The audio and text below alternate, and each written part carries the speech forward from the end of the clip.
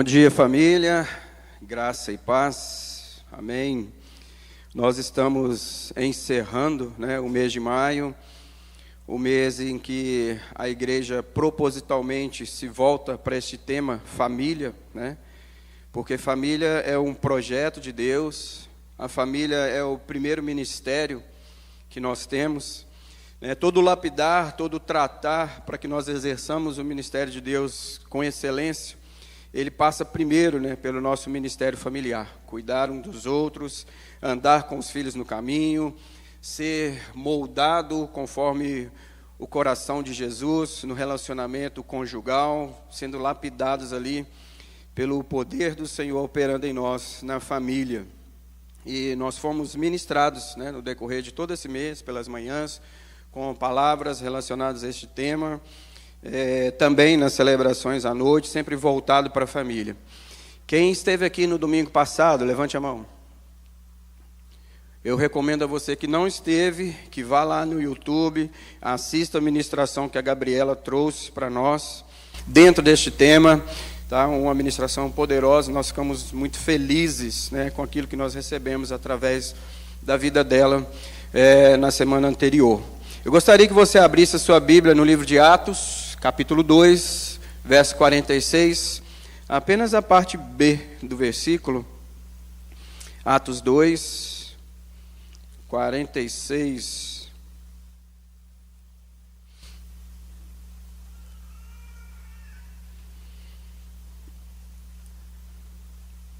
Amém?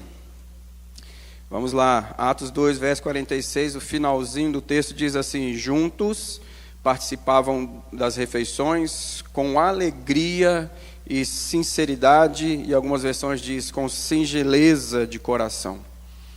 Ali fala da igreja primitiva, como aconteciam as reuniões, como estava sendo o mover, a manifestação de Deus dentro das casas, dentro dos lares, e o texto ali ele encerra com essa expressão, participavam das refeições com alegria, e singeleza ou sinceridade do coração.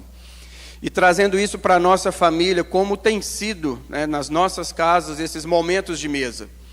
Será que existe alegria? Será que existe singeleza de coração? Existe uma entrega nas nossas vidas quando estamos reunidos em famílias? Gabriela citou na ministração dela aqui a questão da família, aquela propaganda de margarina, o café da manhã ali, todo mundo reunido, as crianças sorrindo, o pão saindo, aquela fumaça ali ainda, a cena perfeita, E será que nos nossos lares nós temos conseguido reproduzir uma imagem semelhante a essa?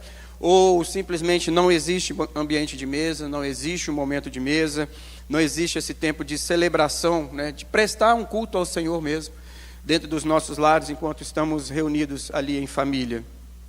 Qual tem sido a nossa realidade ou a sua realidade no que diz respeito a esse ambiente familiar, aos momentos dentro de casa? Que tipo de ambiente se respira quando nós estamos em casa?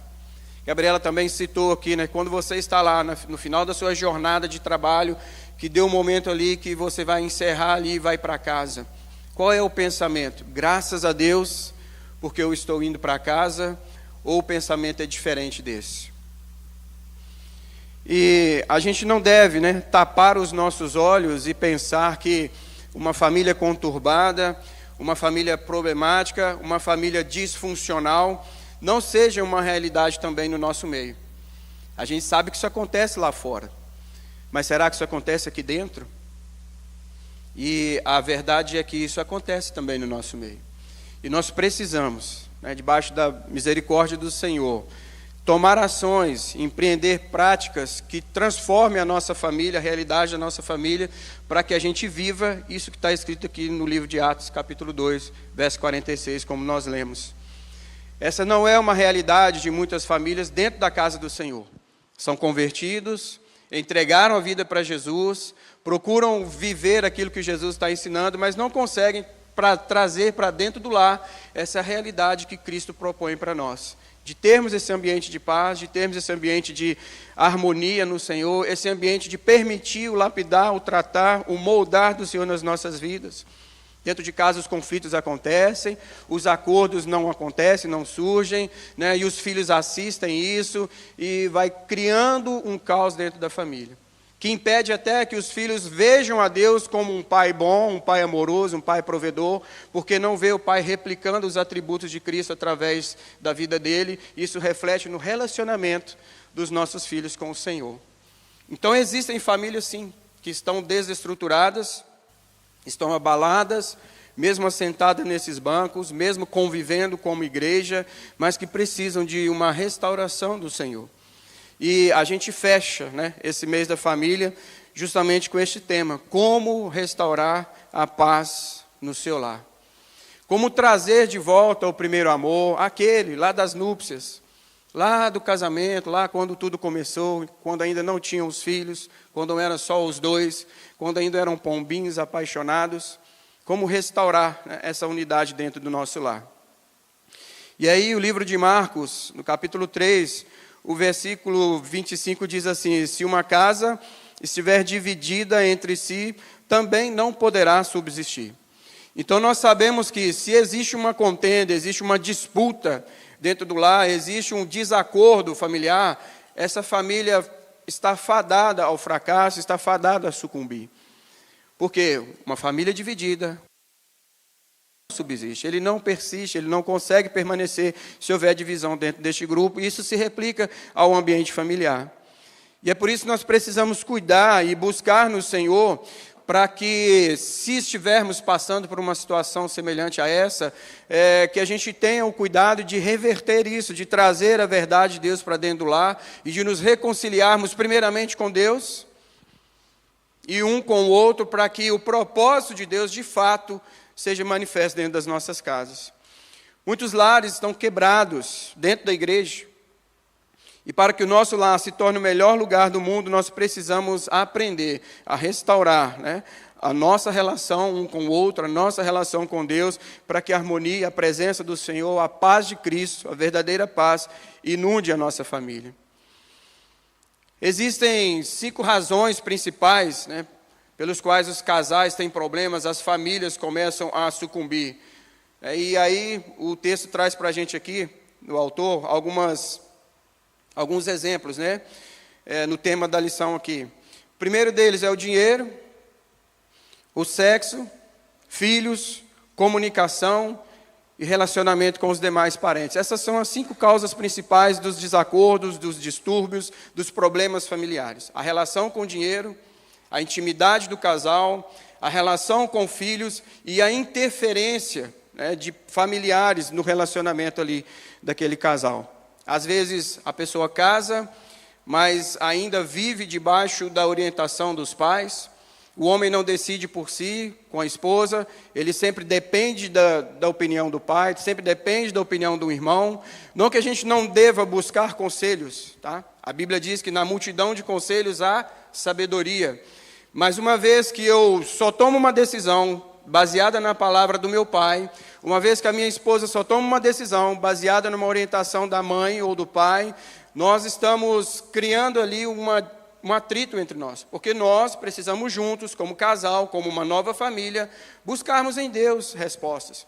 Novamente, a gente toma conselho, busca orientação com pessoas sábias, que a gente entende que sim, mas a nossa casa, o nosso lar, esse novo reduto, ele precisa ser edificado, baseado numa orientação, numa busca que a gente tenha com o Senhor. E não depender e fazer tudo debaixo, única e exclusivamente, de algo que eu ouço de alguém que a gente precisa quebrar, romper alguns laços, romper uma dependência, né, uma codependência.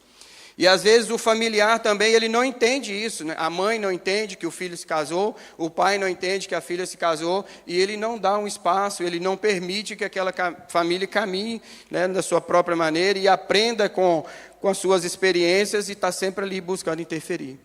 Então nós como pais precisamos ter o cuidado de não ser essa pessoa que interfere a esse ponto no relacionamento dos filhos, nesse lar que começa, nessa família que se inicia. E nós, como filhos, precisamos ter o cuidado de não permitir que os nossos pais, né, sejam esses agentes que decidam por nós. Porque nós começamos um novo lar, nós começamos uma nova família e nós precisamos tomar decisões a partir de nós mesmos, marido e esposa, a partir daquilo que a gente busca em Deus como uma orientação para nós. Os conflitos no relacionamento, eles são inevitáveis. Toda relação, ela vai ter um momento de conflito. Pessoas pensam diferente. Pessoas sentem diferente. Então, os conflitos, eles serão inevitáveis. Mas a questão é como nós lidaremos com isso, como nós tratamos com os conflitos que existem e que surgem no nosso relacionamento. Os pais pensam diferente, às vezes, na hora de educar um filho. Um pensa que deveria ser de uma forma, outro pensa que deveria ser de outra, outro pensa que deveria punir, outro pensa que não, é hora de dar mais uma chance, de derramar misericórdia. Então é preciso que haja um consenso, que se encontre um equilíbrio, um ponto em comum, para que essas fragilidades, essas diferenças não sejam os motivos de tensão pelas quais a família comece a sucumbir. Os conflitos são sim inevitáveis porque nós pensamos diferente, agimos diferente, temos necessidades diferentes. E a forma como a gente fala, às vezes a gente entende como normal, como nada agressiva, mas para o outro, a forma que ele entende, ela pode ser diferente. Então, as tensões que existem no casamento, a forma como nós falamos, ela pode sim machucar o outro, embora para a gente pareça bobo, pareça inofensivo, pareça que não faz sentido o outro se magoar tanto com aquilo que nós dizemos. E nós entramos, na verdade, no casamento, no relacionamento familiar, despreparados, né, para essas diferenças, para esses conflitos. Porque enquanto estamos ali no namoro, no noivado, a gente conhece a pessoa de alguma forma, mas quando você passa a viver, né, 24 horas dentro da mesma casa, no mesmo ambiente, e aí quando tem aquela discussão, quando tinha no namoro que cada um ia para a sua casa e depois vinha a saudade e resolvia, não, agora estão dentro do mesmo ambiente. Você não tem para onde ir. Então você vai ter que resolver aquilo ali. E aí é que a gente começa a encarar, né, as realidades. E enquanto você está nessa fase do namoro, do noivado, né, antes do casamento, ninguém nos ensina a, vamos dizer, a brigar, né, de uma forma saudável, a colocar as cartas na mesa da maneira correta que precisam ser colocadas. A gente planeja 1 milhão de coisas, como que vai ser a viagem, como que a gente vai construir a casa, como que a gente vai mobiliar o nosso ambiente, né, o ninho dos pombinhos, mas a gente não pensa nisso. E os conflitos, quando surgirem, como é que a gente vai parar para resolver?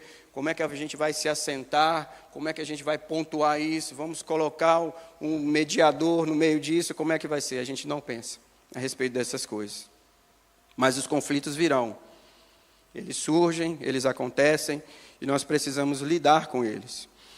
E quais são as razões, né, pelas quais os conflitos surgem na família? Tiago, capítulo 4, verso 1 e 2, eu gostaria que você abrisse comigo.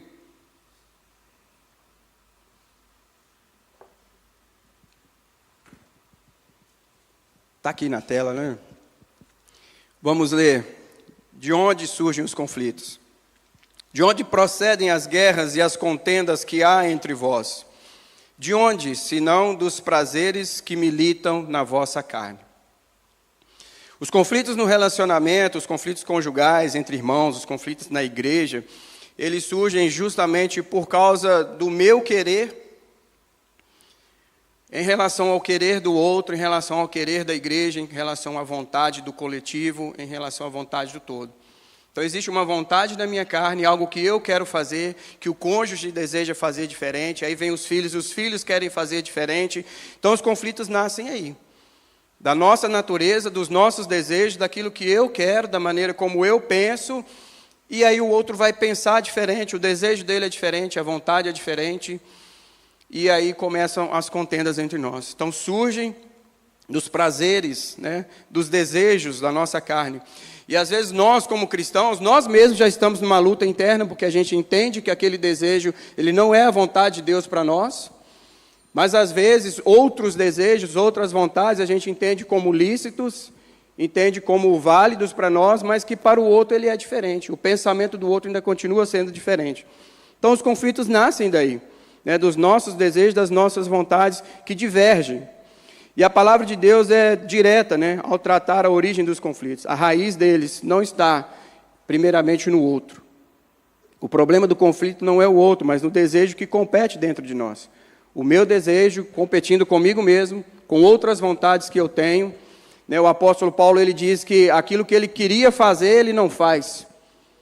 Miserável homem que sou, quem me livrará do corpo desta morte? As coisas que eu quero fazer, essas eu não faço, mas as que eu não quero, essas sim eu faço. Então existe um conflito interno, eu comigo mesmo, aquilo que eu quero fazer para Deus, aquilo que eu quero oferecer para minha casa, que eu quero oferecer para minha esposa, para os meus filhos, eu não consigo, e aquilo que eu não gostaria de fazer, eu acabo fazendo. E aí o conflito com o outro, porque naquilo que eu não deveria fazer, eu acabo fazendo e atinjo o outro, e aflige o coração do outro. Então a raiz está primeiramente em mim, não no outro. E eu quero de um jeito, a esposa quer do outro, o filho quer do outro, e quando as nossas expectativas se frustram, nós começamos a brigar, começamos a cobrar, começamos a agir com um temperamento diferente do que estamos costumeiramente agindo, e isso traz os momentos de dificuldades, de tribulação, de conflitos dentro de nós. No dia do casamento, nós levamos para o altar expectativas que são irreais. Nós projetamos uma imagem no cônjuge, projetamos alguém no cônjuge, talvez a gente queira que seja igual ao pai, ou que seja igual ao tio, ou que seja igual a alguém que é uma referência para nós, e na verdade essa pessoa não é quem a gente projetou. E aí já começa um grande conflito. Porque a gente cria expectativas irreais. Aquilo que meu pai não foi, eu quero que meu cônjuge seja. Aquilo que minha mãe não foi, eu quero que a minha esposa seja. E a gente cria expectativas irreais. A gente precisa buscar em Deus que o Senhor nos mostre quem aquela pessoa é para nós e o que Deus tem a fazer a nosso favor através da vida daquela pessoa. O Senhor nos uniu com um propósito, nós nos disponibilizamos a viver uma vida em conjunto com essa pessoa e nós precisamos buscar no Senhor o que há de melhor dentro dessa pessoa. O que Deus tem para mim, o que Deus vai me ensinar, o que Deus vai fazer, vai me mostrar, o que eu vou aprender, no que eu vou crescer no relacionamento com essa pessoa. E desfazer das nossas expectativas. Porque a nossa capacidade, ela é limitada. E às vezes Deus tem projetos muito maiores, às vezes não, os projetos de Deus são muito maiores que os nossos, para nós mesmos. E a gente se limita, a gente cria, a gente idealiza um mundo, uma coisa, e o Senhor tem coisa que vai muito além daquilo que nós estamos pensando. E essa pessoa que está ao nosso lado, o esposo, a esposa, os filhos, fazem parte desse projeto de Deus. Mas a gente, nos nossos desejos, nas nossas vontades, a gente não consegue enxergar, muitas das vezes, aquilo que Deus colocou nessa pessoa, que é essencial para o meu crescimento, para o meu amadurecimento, para o moldar do meu caráter em Cristo Jesus.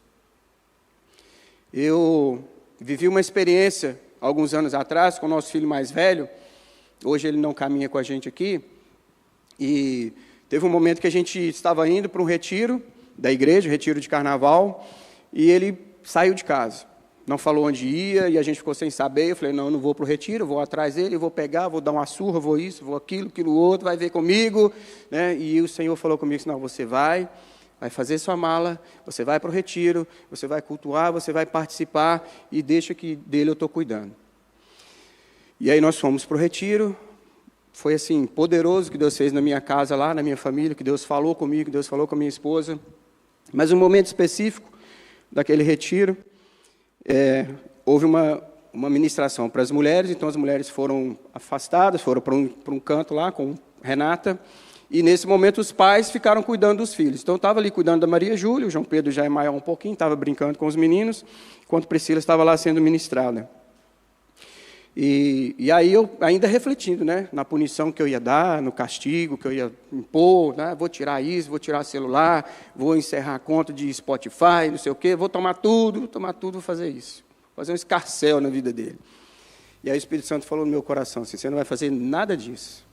Quantas vezes você erra, quantas vezes você falha comigo, quantas vezes eu te dou uma ordem e você não consegue cumprir aquilo que eu estou te direcionando para fazer, e o que eu tirei de você? O que eu te tomei por causa disso? Então, assim, os impasses que a gente vive no relacionamento, esses conflitos, pai, filho, marido e esposa, são oportunidades do Espírito Santo também tratar em nós. se a gente se permitir ver o que Deus tem para fazer, o Senhor vai tratar conosco através dessas situações. Então, eu estava pronto para punir, estava pronto para castigar, e o Senhor me mostrou que quantas vezes a misericórdia dele foi sobre a minha vida. E eu precisava aprender a exercer misericórdia. Então, você está no relacionamento, você está numa casa, você vive dentro de uma unidade, e é ali que você vai, primeiramente, aprender a exercer misericórdia. A gente é tão misericordioso com os de fora, né? A pessoa está lá na sua casa, vai tomar café com você, quebra um copo. Não, irmão, não tem problema não, o que é isso? Preocupa com isso não. Agora vai o filho e quebra um copo.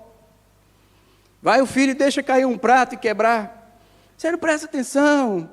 Você é isso, você é aquilo. Entende? Como que a gente imprime valores diferentes com os de casa, e a gente precisa pensar a respeito dessas coisas. Como eu exerço misericórdia com a pessoa que vem aqui para se aconselhar com a gente, que está vivendo uma situação difícil, e às vezes a gente não consegue exercer esse mesmo padrão com os de casa, com a esposa, com o filho. A gente é rígido com o filho, a gente é rígido com a esposa, mas para o outro de fora, a gente exerce misericórdia. E o Senhor nos coloca nesse ambiente, da nossa casa, para moldar o nosso caráter, para moldar o nosso coração, para nos fazer ser cada vez mais semelhantes a Jesus, parecidos com Jesus. E essas pessoas é que vão nos moldar. É o nosso primeiro ministério.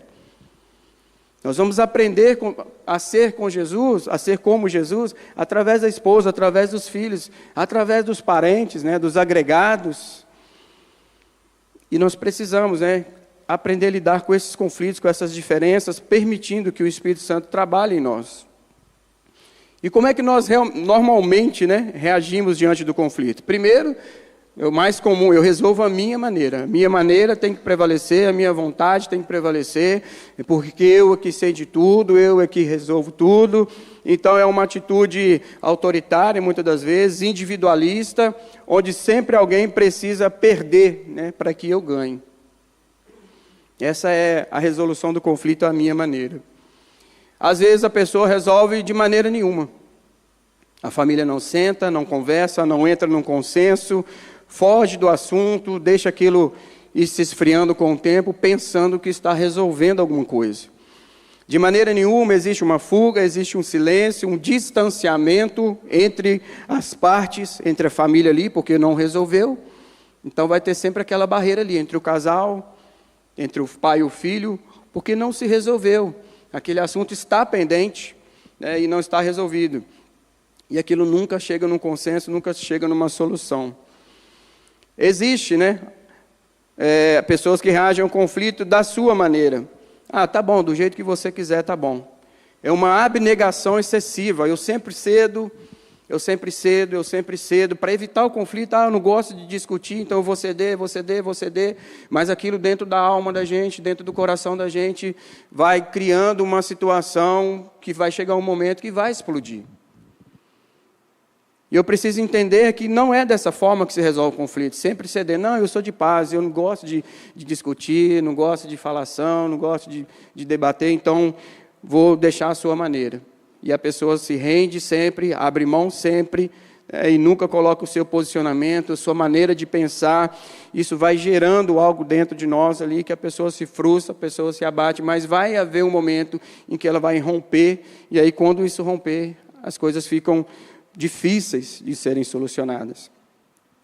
E existe outra maneira, as duas maneiras, nem do seu jeito, nem do meu jeito. Ah, vamos viajar nas férias? Vamos. Você quer ir para onde? Eu quero ir para a praia. Não, eu quero ir para as montanhas. Então, não vão nem para a praia, nem para a montanha. Vamos para a capital. Aí não satisfaz nenhum, não satisfaz o outro. Um está lá na capital pensando na praia, o outro está na capital pensando na montanha. E não houve uma solução, um consenso, que satisfizesse os dois, que chegasse numa condição ali que a família, de fato, estivesse tendo aquilo como resolvido. Está lá, está passeando, vai no restaurante e tudo, mas, poxa, eu não queria estar aqui. E o outro, da mesma forma, também não queria estar aqui. E existe a maneira correta, de nós resolvermos os nossos conflitos, que é a nossa maneira. Mas a nossa maneira não é só o casal chegar num consenso ali. Na igreja primitiva, a Bíblia diz que quando os irmãos precisavam resolver alguma coisa, eles buscavam ao Senhor, eles oravam, eles dedicavam tempo em oração para que o Senhor trouxesse soluções para a igreja, e o texto vai dizer lá assim no final que me pareceu bem ao Espírito Santo e a nós. As decisões da igreja primitiva, elas eram tomadas com base nas opiniões dos irmãos, nas soluções apontadas pelo corpo diretivo da igreja, os apóstolos, né, o conselho consultivo, mas principalmente ao Espírito Santo. Pareceu bem ao Espírito Santo e a nós, né, tomar, né, essa decisão. Mas para viajar, coisa assim, não necessariamente, irmão.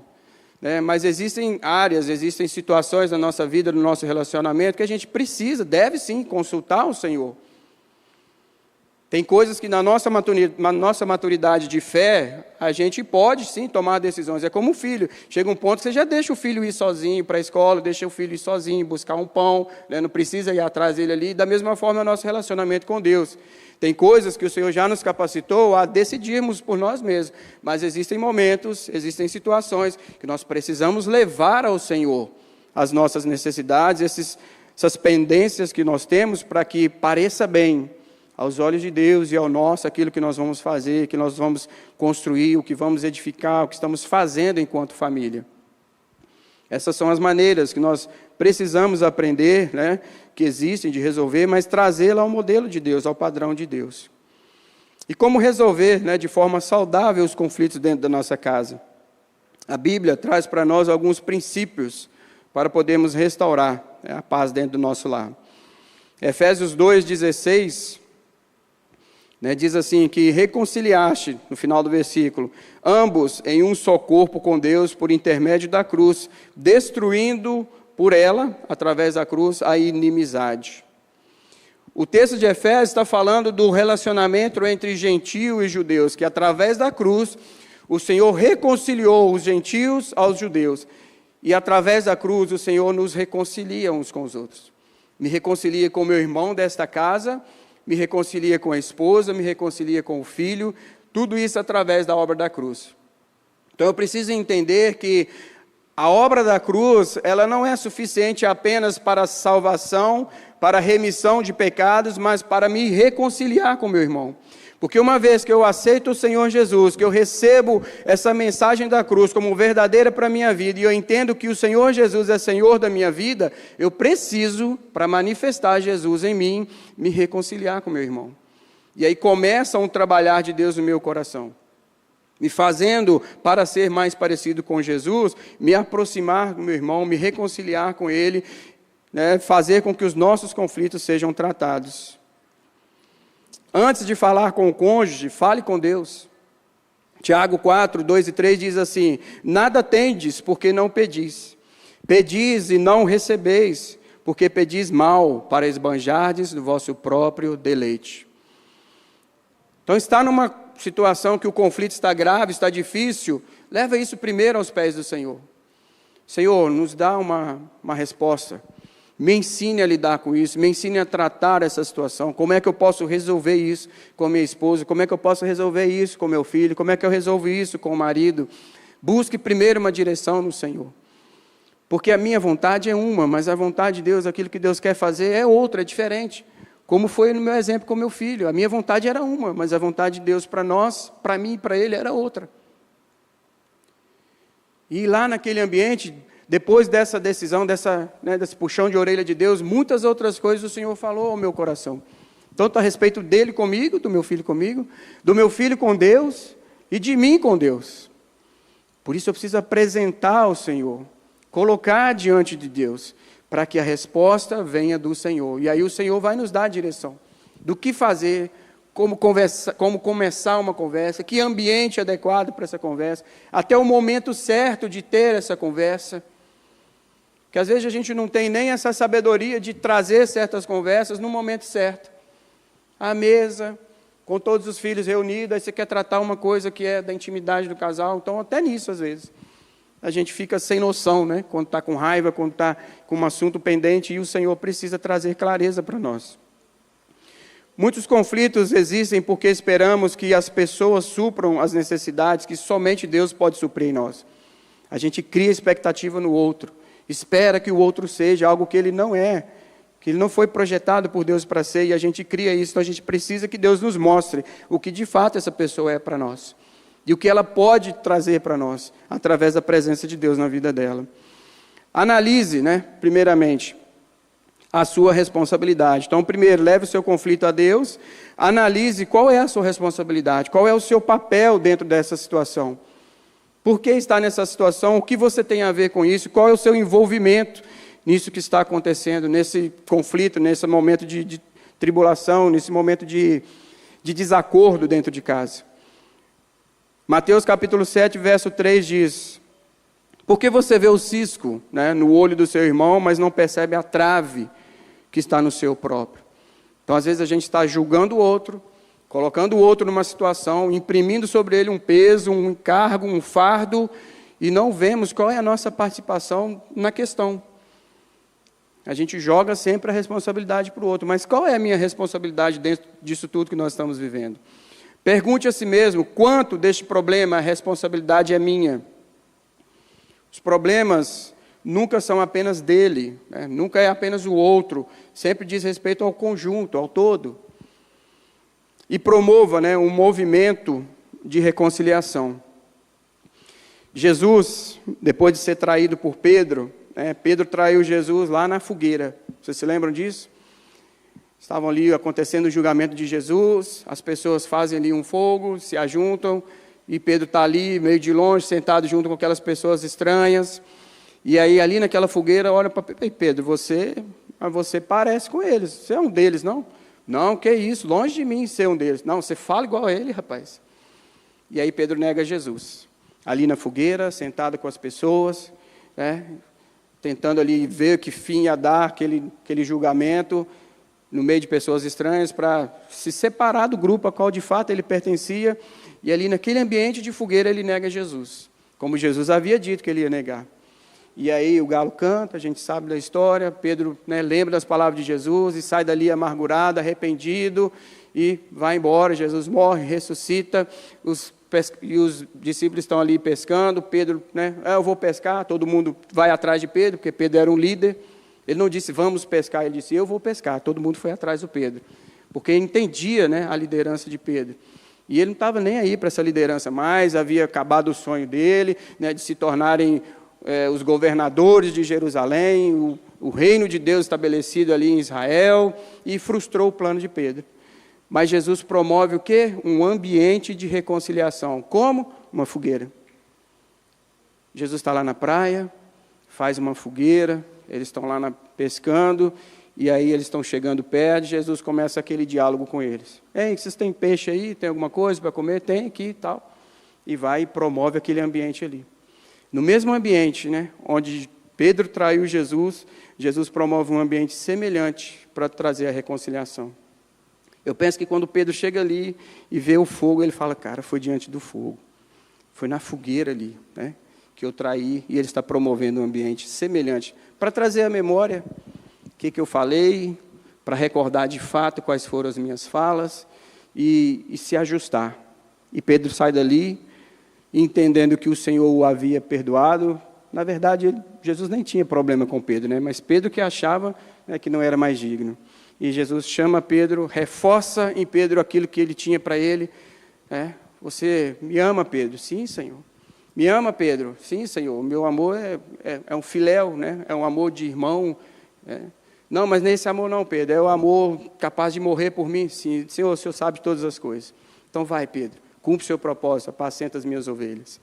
Então, nós precisamos promover esse ambiente de reconciliação, saber qual é o momento, vai ser no quarto, vai ser à mesa, vai ser fora, vai ser no jardim, vai ser num parque, numa praça, onde, mas a gente precisa pensar e promover esse ambiente de reconciliação, que a gente sabe que ali não vai ser interrompido, que vai poder colocar as cartas na mesa, colocar tudo diante um do outro ali, sem interferência, sem exposição. Então, promova esse ambiente de reconciliação.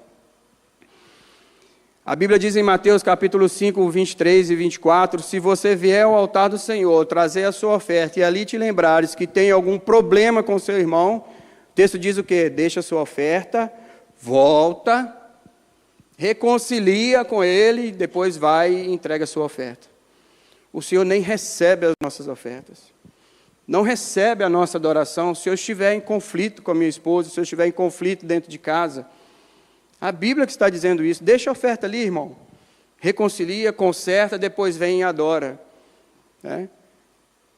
Então nós precisamos promover esse ambiente de reconciliação para que a nossa oferta, aquilo que eu trago ao Senhor, a minha adoração, de fato seja aceita por Deus. Outra atitude que nós precisamos tomar, mude o foco.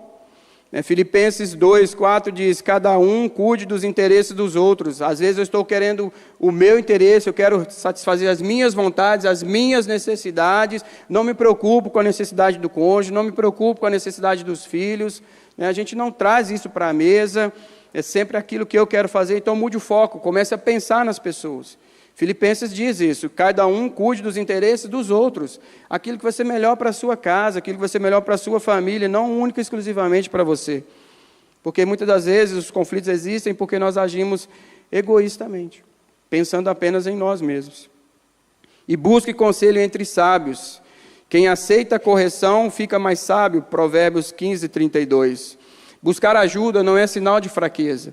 Buscar conselhos não é sinal de incapacidade, mas como eu disse, a gente não precisa resolver tudo sozinho. Buscar conselhos, mas no final das contas o casal precisa ali, a família precisa ali decidir.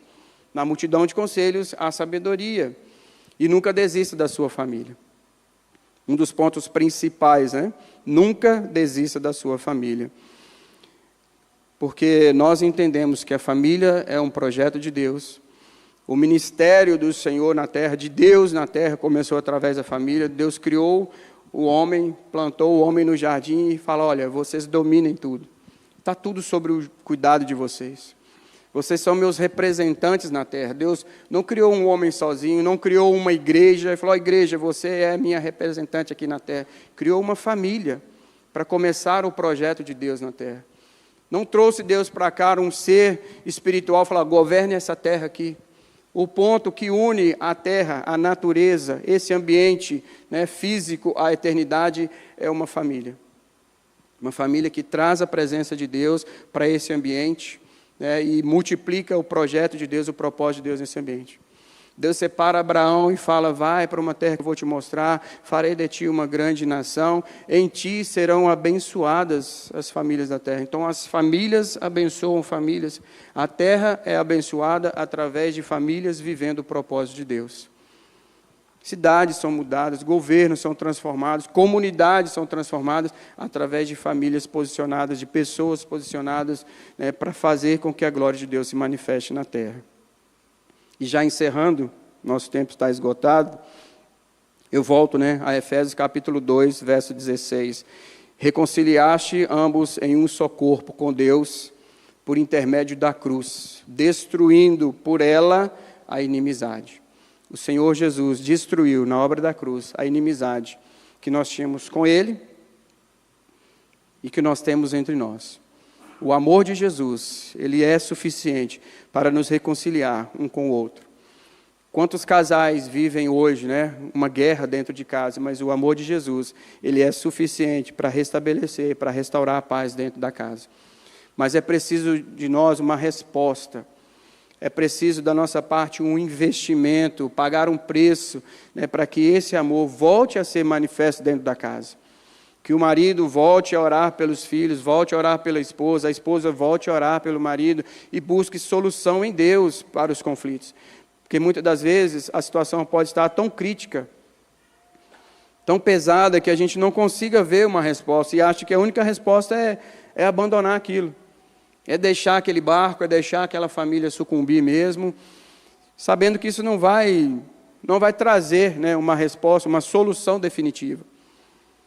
A pessoa vai sofrer lá na frente, os filhos vão sofrer lá na frente. Então a gente precisa buscar em Deus essa resposta do Senhor, para que a gente consiga achar um meio de sair dessa situação, consiga achar em Deus essa resposta dos céus para solucionar todo o problema, toda a dificuldade que a gente tem dentro do nosso lar. Os conflitos do lar muitas das vezes são reflexo de um conflito ainda não resolvido com Deus.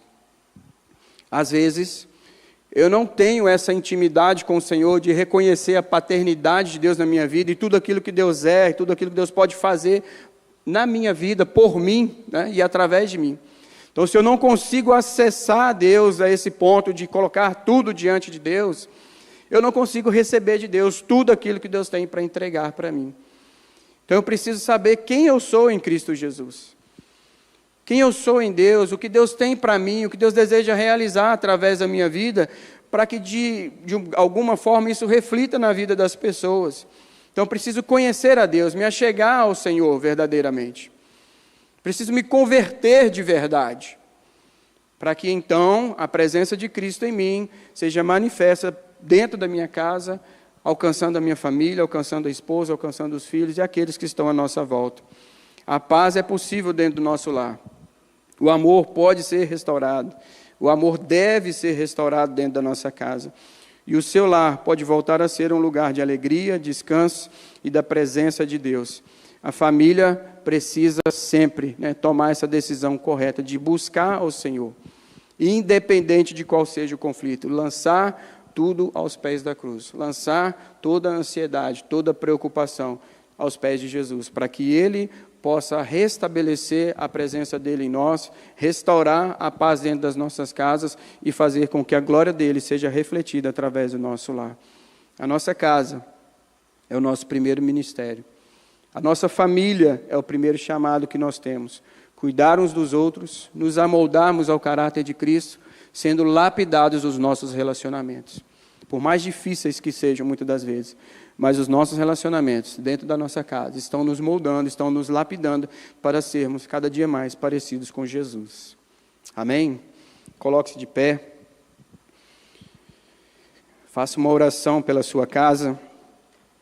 Se você vive um lar de paz, seja grato ao Senhor por isso. Se você está passando conflitos, peça misericórdia ao Senhor, peça ao Espírito Santo que te direcione a fazer com que a presença dele seja uma realidade dentro da sua casa e que vocês vivam o melhor de Deus.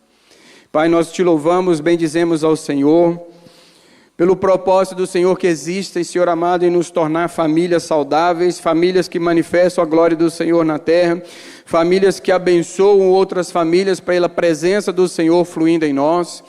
Senhor, assim como Abraão, ó Deus, as famílias da terra eram benditas, eram abençoadas através dele, que famílias sejam abençoadas através das nossas famílias.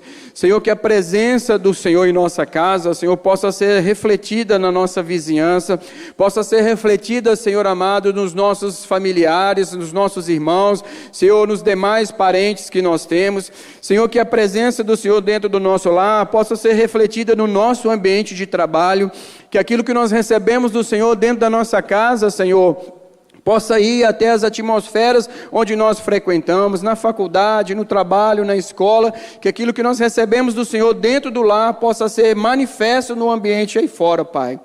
Em nome de Jesus, e nós te pedimos, por aqueles que não vivem, Senhor amado, essa presença do Senhor dentro do lar. Tenha misericórdia, Senhor, dessas famílias, tenha misericórdia, Senhor, deste pai, dessa mãe, deste filho. Senhor, traga, ó Deus amado, um ambiente de restauração, um ambiente de reconciliação. Converta, Senhor, o coração dos pais aos filhos. Converta, Senhor, o coração dos filhos aos pais, para que a glória do Senhor seja manifesta dentro dessa casa, para que essa família seja restaurada, para que a presença do Senhor seja restabelecida dentro desses lares. Senhor, nós colocamos esses nossos irmãos, colocamos esses nossos amigos diante do Senhor, aqueles que nós temos consciência, Senhor, que estão passando por aflições dentro do lar nesta hora. Senhor, dá-nos sabedoria, dá-nos entendimento. Senhor, coloca em nosso coração uma verdadeira intercessão em favor desses irmãos. Senhor, que eles busquem conselhos, que eles busquem um direcionamento, que eles coloquem diante do Senhor, aos pés da cruz, toda a necessidade, e que o Senhor possa vir com respostas do alto. Que o Senhor venha, ó Deus, trazendo para eles, ó Deus, respostas. Venha trazendo, Senhor, refúgio, venha trazer o alento, venha trazer, Senhor, a solução, ó Deus, restabelecendo a paz do Senhor dentro de cada lar, de cada família, em nome de Jesus, para que o teu nome seja conhecido, para que o Teu nome seja glorificado, para que o Teu nome seja exaltado, Senhor, e a Tua presença manifesta através de cada lar, de cada família desta casa, Senhor, em nome de Jesus, nós oramos, amém e amém. Glória a Deus.